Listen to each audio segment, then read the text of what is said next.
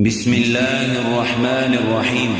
يا أيها المزمل قم الليل إلا قليلا نصفه وانقص منه قليلا أو زد عليه ورتل القرآن ترتيلا إنا سنلقي عليك قولا ثقيلا إن ناشئة الليل هي أشد وطئا وأقوم قيلا إن لك في النهار سبحا طويلا واذكر اسم ربك وتبتل إليه تبتيلا رب المشرق والمغرب لا إله إلا هو فاتخذه وكيلا واصبر على ما يقولون واهجرهم هجرا جميلا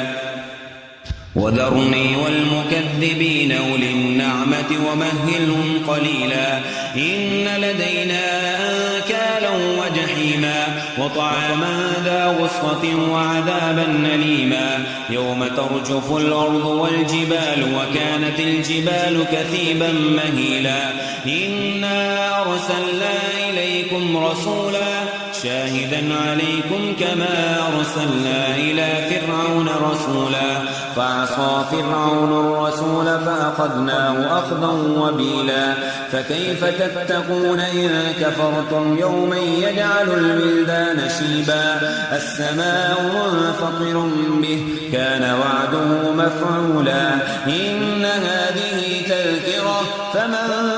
شاء اتخذ إلى ربه سبيلا إن ربك يعلم أنك تقوم أدنى من ثلثي الليل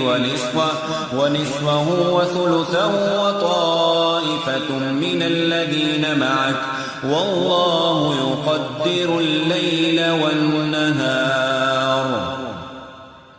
علم أن لن تحصوه فتاب عليكم فاقرؤوا ما تيسر من القرآن علم أن سيكون منكم مرضى وآخرون يضربون في الأرض يبتغون من فضل الله وآخرون يقاتلون في سبيل الله فاقرؤوا ما تيسر منه